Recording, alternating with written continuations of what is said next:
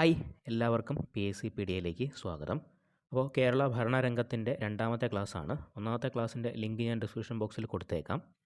അപ്പോൾ ഈ വീഡിയോ ഒന്ന് ലൈക്ക് ചെയ്തേക്കൂ. നേരെ വീഡിയോയിലേക്ക് നോക്കാം.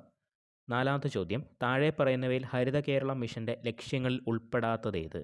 ഓപ്ഷൻസ്: കേരളത്തിൻ്റെ സവിശേഷതകളായ വൃത്തിയും ജലസമൃദ്ധിയും വീണ്ടെടുക്കുക, സുരക്ഷിത ഭക്ഷ്യവസ്തുക്കളുടെ ഉൽപ്പാദനം വർദ്ധിപ്പിക്കുക, കാലാവസ്ഥാ വ്യതിയാനം പോലുള്ള വെല്ലുവിളികൾ നേരിടാൻ പ്രാദേശിക പ്രവർത്തനങ്ങൾ ശക്തിപ്പെടുത്തുക, പാരിസ്ഥിതി ലോല പ്രദേശത്തെ നിർമ്മാണ പ്രവർത്തനങ്ങൾ പ്രോത്സാഹിപ്പിക്കുക. ഇതിനകത്ത് ഉൾപ്പെടാത്തതാണ് ചോദിച്ചിരിക്കുന്നത്. ലക്ഷ്യങ്ങൾ, ഹരിത കേരള മിഷൻ്റെ ലക്ഷ്യങ്ങളിൽ ഉൾപ്പെടാത്തതാണ് ചോദിച്ചിരിക്കുന്നത്. അപ്പോൾ കേരളത്തിൻ്റെ സവിശേഷതകളായിട്ടുള്ള വൃത്തിയും ജലസമൃദ്ധിയും വീണ്ടെടുക്കുക എന്നുള്ളത് ഇതിൻ്റെ ഒരു ലക്ഷ്യമാണ്. ഓക്കെ, അതുപോലെ തന്നെ സുരക്ഷിത ഭക്ഷ്യവസ്തുക്കളുടെ ഉൽപ്പാദനം വർദ്ധിപ്പിക്കുക എന്നുള്ളത് ഇതിൻ്റെ ഒരു ലക്ഷ്യമാണ്. കാലാവസ്ഥാ വ്യതിയാനം പോലുള്ള വെല്ലുവിളികൾ നേരിടാൻ പ്രാദേശിക പ്രവർത്തനങ്ങൾ ശക്തിപ്പെടുത്തുക എന്നുള്ളതും ഹരിത കേരള മിഷൻ്റെ ലക്ഷ്യമാണ്.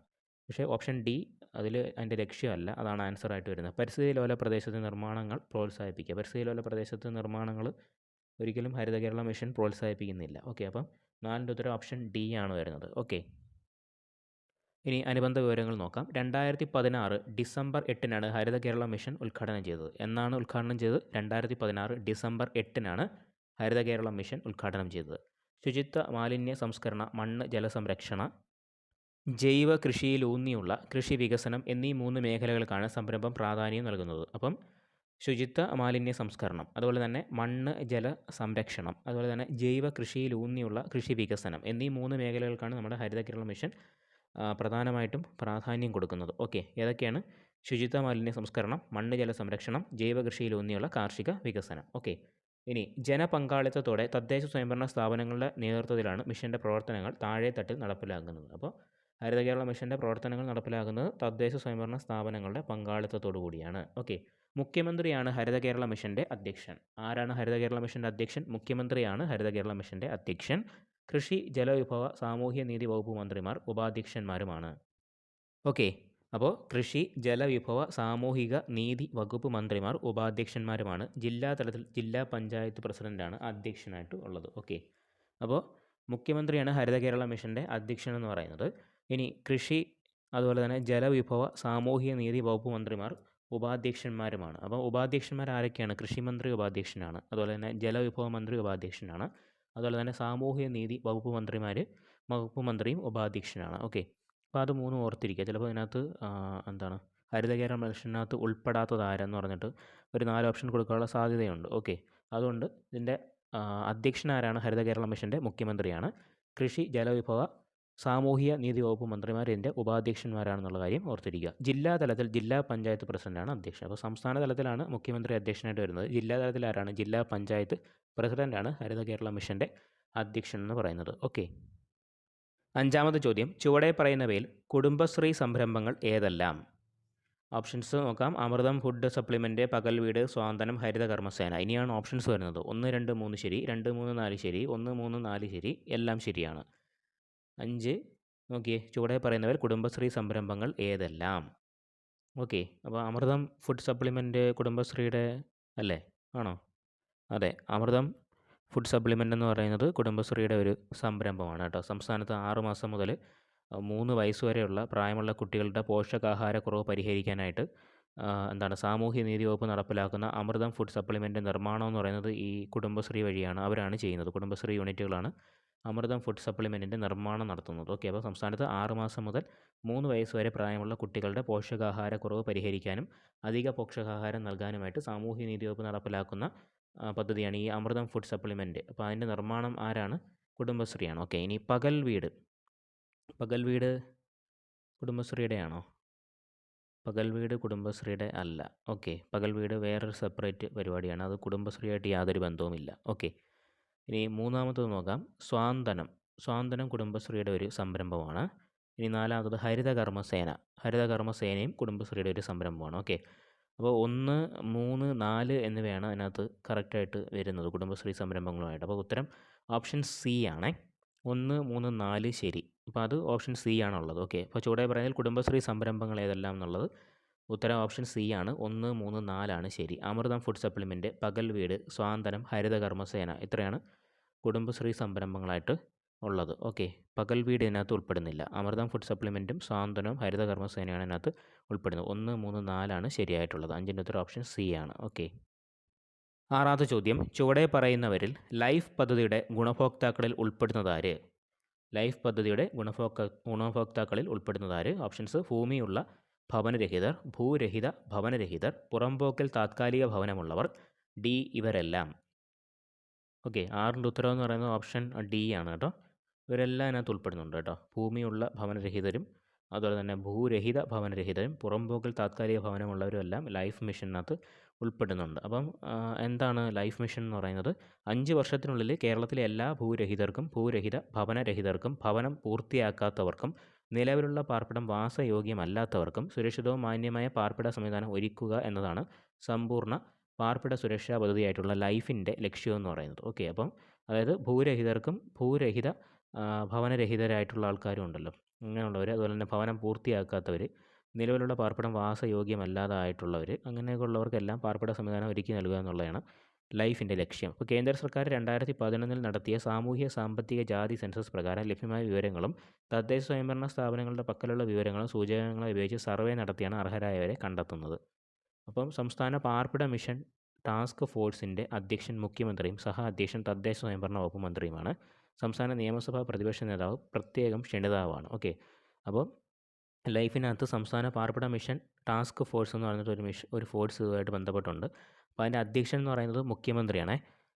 സഹ അധ്യക്ഷൻ എന്ന് പറയുന്നത് തദ്ദേശ സ്വയംഭരണ വകുപ്പ് മന്ത്രിയാണ്. സംസ്ഥാന നിയമസഭാ പ്രതിപക്ഷ നേതാവ് ഇതിൻ്റെ ഒരു പ്രത്യേക ക്ഷണിതാവാണ്. ഓക്കെ, ഇനി ഗ്രാമപഞ്ചായത്ത് പ്രസിഡന്റ്, മുനിസിപ്പൽ ചെയർമാൻ അല്ലെങ്കിൽ മേയറാണ് തദ്ദേശ സ്വയംഭരണ തലത്തിൽ മിഷൻ്റെ അധ്യക്ഷൻ എന്ന് പറയുന്നത്. ഓക്കെ, അപ്പം മിഷൻ്റെ തദ്ദേശ സ്വയംഭരണ തലത്തിലുള്ള അധ്യക്ഷൻ എന്ന് പറയുന്നത് ഗ്രാമപഞ്ചായത്ത് പ്രസിഡൻ്റാണ് പഞ്ചായത്തിൽ. അതുപോലെ തന്നെ മുനിസിപ്പൽ ചെയർമാൻ അല്ലെങ്കിൽ മേയറാണ് തദ്ദേശ സ്വയംഭരണ തലത്തിൽ മിഷൻ്റെ അധ്യക്ഷൻ എന്ന് പറയുന്നത്. ഓക്കെ, അപ്പം ലൈഫ് പദ്ധതിയുടെ ഗുണഭോക്താക്കളിൽ ഉൾപ്പെടുന്നത് ഭൂമിയുള്ള ഭവനരഹിതർ ഉൾപ്പെടുന്നുണ്ട്, അതുപോലെ തന്നെ ഭൂരഹിത ഭവനരഹിതർ ഉൾപ്പെടുന്നുണ്ട്, പുറംപോക്കൽ താത്കാലിക ഭവനമുള്ളവരും, അതായത് അല്ലാത്ത വീടുള്ളവരും, ഭവനം പൂർത്തിയാക്കാത്തവരുണ്ടല്ലോ, അങ്ങനെയുള്ള ആൾക്കാരും എല്ലാം ഇതിനകത്ത് ഉൾപ്പെടുന്നുണ്ട് ഈ ഒരു പദ്ധതിക്കകത്ത്, ലൈഫ് മിഷനകത്ത്. ഓക്കെ, ഏഴാമത്തെ ചോദ്യം, ആർദ്രം മിഷനുമായി ബന്ധപ്പെട്ട് ചുവടെ പറയുന്നവയിൽ ശരിയല്ലാത്ത പ്രസ്താവന ഏതെന്നാണ് ചോദിച്ചിരിക്കുന്നത്. ആർദ്രം മിഷനുമായി ബന്ധപ്പെട്ട് ചുവടെ പറയുന്നവയിൽ ശരിയല്ലാത്ത പ്രസ്താവന ഏത്? എ, രോഗി സൗഹാർദ്ദപരമായ സമീപനം സർക്കാർ ആശുപത്രികളിൽ നിന്ന് ലഭ്യമാക്കാൻ ലക്ഷ്യമിടുന്നു. അപ്പോൾ രോഗി സൗഹാർദ്ദപരമായിട്ടുള്ള ഒരു സമീപനം സർക്കാർ ആശുപത്രികളിൽ നിന്ന് ലഭ്യമാക്കാൻ ലക്ഷ്യമിടുന്നതാണ് ഒന്നാമത്തെ ഓപ്ഷൻ എന്ന് പറയുന്നത്. രണ്ടാമത്തത്, 2016 ആർദ്ര മിഷൻ്റെ പ്രവർത്തനങ്ങൾ ആരംഭിച്ചത്. സി, ജില്ലാ താലൂക്ക് ആശുപത്രികൾ ആർദ്ര മിഷനിൽ ഉൾപ്പെടുന്നില്ല.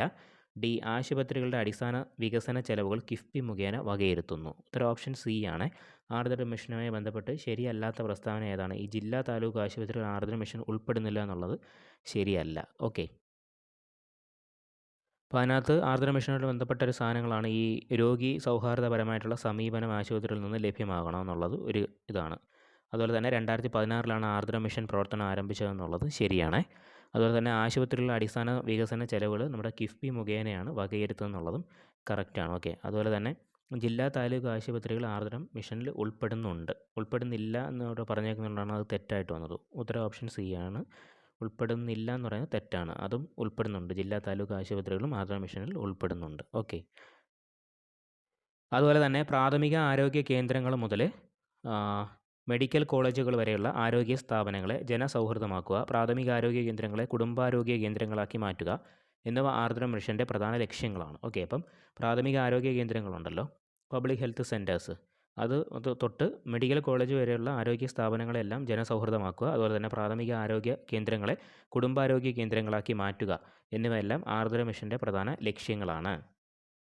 അതുപോലെ തന്നെ താലൂക്ക് ജില്ലാതല ആശുപത്രികളിൽ സ്പെഷ്യാലിറ്റി, സൂപ്പർ സ്പെഷ്യാലിറ്റി സൗകര്യങ്ങൾ ഒരുക്കൽ, എല്ലാ ആശുപത്രികളിലും ചികിത്സാ മാർഗ്ഗരേഖകളുടെ അടിസ്ഥാനത്തിൽ ചികിത്സ ഉറപ്പുവരുത്തുക എന്നിവയും ആർദ്ര മിഷൻ്റെ ലക്ഷ്യങ്ങളാണ്. അപ്പോൾ താലൂക്ക് ജില്ലാതല ആശുപത്രികളിൽ സ്പെഷ്യാലിറ്റി, സൂപ്പർ സ്പെഷ്യാലിറ്റി സൗകര്യങ്ങൾ ഒരുക്കൽ, അതുപോലെ തന്നെ എല്ലാ ആശുപത്രികളിലും ചികിത്സാ മാർഗ്ഗരേഖകളുടെ അടിസ്ഥാനത്തിൽ ചികിത്സ ഉറപ്പുവരുത്തുക എന്നിവയും ആർദ്ര മിഷൻ്റെ പ്രധാനപ്പെട്ട ലക്ഷ്യങ്ങളാണ്. ഓക്കെ, എട്ടാമത്തെ ചോദ്യം, കേരളത്തിൽ നെൽവയലുകൾ നികത്തുന്നതോ രൂപാന്തരപ്പെടുത്തുന്നതോ നിരോധിക്കുന്നതോ നെൽവയൽ നീർത്തട സംരക്ഷണ നിയമത്തിലെ വകുപ്പ് ഏത്? ഇപ്പോൾ കേരളത്തിൽ നെൽവയലുകൾ നികത്തുന്നതോ രൂപാന്തരപ്പെടുത്തുന്നതോ നിരോധിക്കുന്ന നെൽവയൽ നീർത്തട സംരക്ഷണ നിയമത്തിലെ വകുപ്പ് ഏതെന്നാണ് ചോദിച്ചിരിക്കുന്നത്. ഓപ്ഷൻസ് വകുപ്പ് 6, വകുപ്പ് 4, വകുപ്പ് 9, വകുപ്പ് 11. ഉത്തരം ഓപ്ഷൻ എ ആണ്, വകുപ്പ് 6 ആണ്.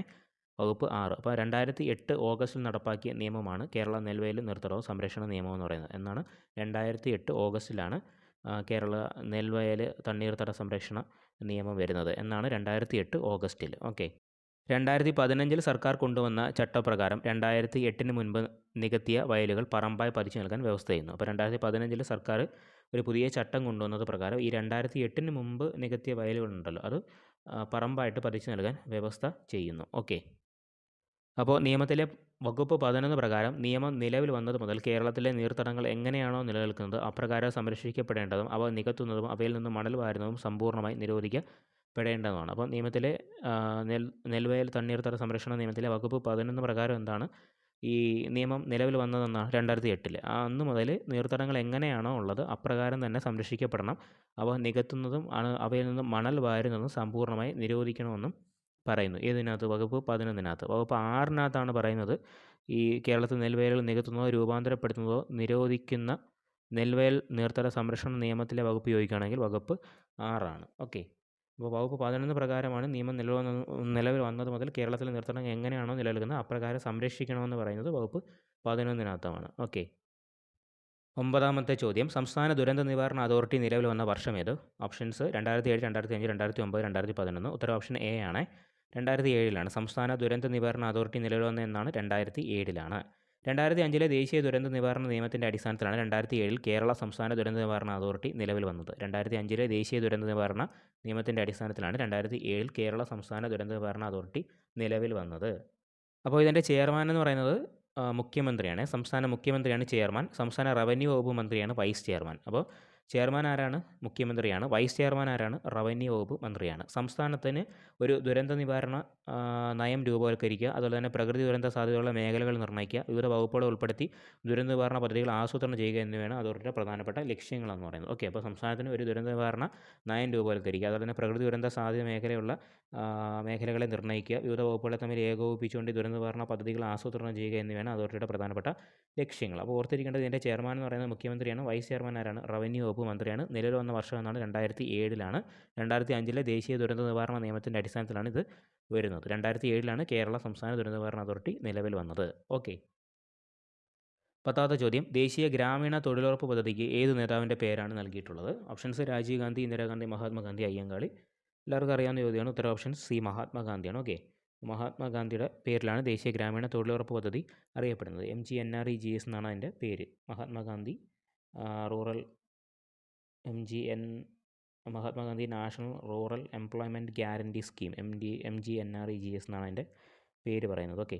അപ്പോൾ ദേശീയ ഗ്രാമീണ തൊഴിലുറപ്പ് പദ്ധതിക്ക് ഏത് നേതാവിൻ്റെ പേരാണ് നൽകിയിട്ടുള്ളത്? മഹാത്മാഗാന്ധിയുടെ പേരാണ് നൽകിയിട്ടുള്ളത്. അപ്പോൾ ഇത്രയാണ് ഇമ്പോർട്ടൻ്റ് ആയിട്ടുള്ള കേരള ഭരണരംഗവുമായി ബന്ധപ്പെട്ട കുറച്ച് ചോദ്യങ്ങൾ ഇപ്പോൾ ഈ 2 ക്ലാസ്സിൽ നമ്മൾ പറഞ്ഞു. അപ്പോൾ ഇതുമായിട്ട് ബന്ധപ്പെട്ട കൂടുതൽ വീഡിയോസ് വേണമെന്നുണ്ടെങ്കിൽ നിങ്ങൾ ജസ്റ്റ് ഒന്ന് കമൻറ്റ് ചെയ്യുക. കേരള ഭരണരംഗം 10th മെയിൻസ് എക്സാമിനൊക്കെ വളരെ ഇമ്പോർട്ടൻ്റ് ആണ്. കഴിഞ്ഞ 10th മെയിൻസ് എക്സാമിനൊക്കെ ഈ ക്വസ്റ്റ്യൻസൊക്കെ വന്നിട്ടുള്ളതാണ്. ഈ സംസ്ഥാന ദുരന്ത നിവാരണ അതോറിറ്റിയായിട്ട് ബന്ധപ്പെട്ടത്, അതുപോലെ തന്നെ ലൈഫുമായിട്ട് ബന്ധപ്പെട്ടത് വരാം, കുടുംബശ്രീയായിട്ട് ബന്ധപ്പെട്ടത്, അതുപോലെ തന്നെ നമ്മുടെ ആർദ്ര മിഷനുമായി ബന്ധപ്പെട്ട ചോദ്യങ്ങളൊക്കെ വളരെ ഇമ്പോർട്ടൻ്റ് ഉള്ള ചോദ്യങ്ങളാണ്. അതുകൊണ്ടാണ് ഇങ്ങനൊരു വീഡിയോ ചെയ്തത്. ഓക്കെ. അപ്പോൾ ഇന്ന് നമ്മൾ പറഞ്ഞ കാര്യങ്ങളെന്ന് പറഞ്ഞാൽ ഒന്ന് ഹരിത കേരള മിഷൻ്റെ കാര്യങ്ങൾ പറഞ്ഞു, അതുപോലെ തന്നെ കുടുംബശ്രീ സംരംഭങ്ങൾ പറഞ്ഞു, അമൃതം ഫുഡ് സപ്ലിമെൻറ്റും സാന്ത്വനം ഹരിത കർമ്മസേനയൊക്കെ ഉൾപ്പെടുമെന്ന് പറഞ്ഞു, അതുപോലെ തന്നെ ലൈഫ് പദ്ധതിയുടെ ഗുണഭോക്താക്കൾ ആരാണെന്ന് നമ്മൾ പറഞ്ഞു, അതുപോലെ തന്നെ കേരളത്തിൽ നെൽവയൽ നികത്തുമായി ബന്ധപ്പെട്ട നെൽവയൽ നീർത്തട സംരക്ഷണ നിയമം നിലവിൽ വന്നത് എന്താണെന്ന് പറഞ്ഞു, അതിനെക്കുറിച്ച് പറയുന്ന വകുപ്പ് ഏതാണെന്ന് പറഞ്ഞു. ഓക്കെ. അതുപോലെ തന്നെ സംസ്ഥാന ദുരന്ത നിവാരണ അതോറിറ്റി നിലവിൽ വന്ന വർഷം ഏതാണെന്ന് പറഞ്ഞു, 2007 പറഞ്ഞു. അപ്പോൾ അതിൻ്റെ ചെയർമാൻ മുഖ്യമന്ത്രിയാണെന്നും വൈസ് ചെയർമാൻ റവന്യൂ വകുപ്പ് മന്ത്രിയാണെന്നും പറഞ്ഞു. അതുപോലെ തന്നെ ദേശീയ ഗ്രാമീണ തൊഴിലുറപ്പ് പദ്ധതിക്ക് ഏത് നേതാവിൻ്റെ പേരാണ് നൽകിയിട്ടുള്ളത്? മഹാത്മാഗാന്ധിയുടെ പേരാണ് നൽകിയിട്ടുള്ളത്. അപ്പോൾ ഇത്രയും കാര്യങ്ങളൊക്കെയാണ് നമ്മൾ ഈ ഒരു ക്ലാസ്സിൽ പറഞ്ഞത്. ഓക്കെ. അപ്പോൾ താങ്ക് യു.